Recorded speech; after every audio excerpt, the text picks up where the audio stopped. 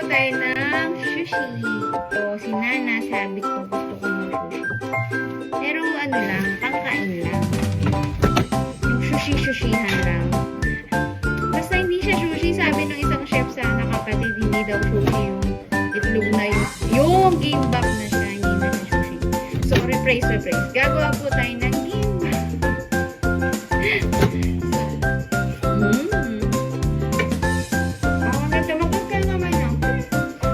Video ko, mother eh.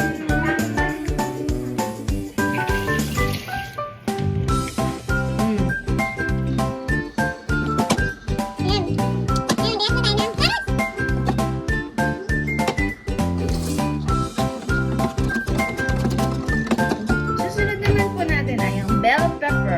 Kunti lang kasi kami makakain. Parang sugar.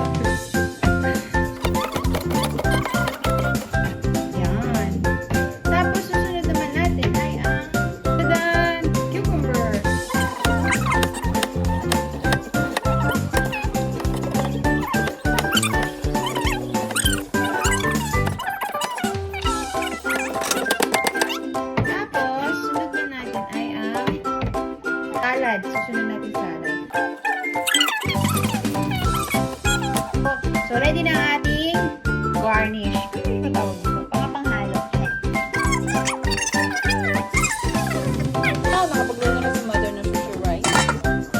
Siyempre, ang sushi rice will be special kung merong sushi vinegar.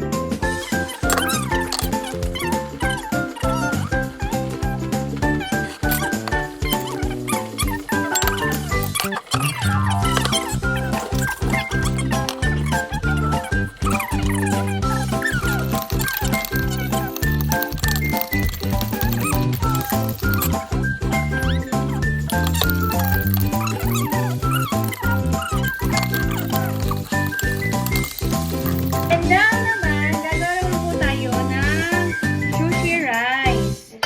At ayan, hintayin lang po natin ang ating sushi rice ay medyo malata siya konti. Pero hintayin lang natin siyang umig. Kasi lalagay ko na tumig. So, inanimix ko natin. Wala na yung granules ng sugar at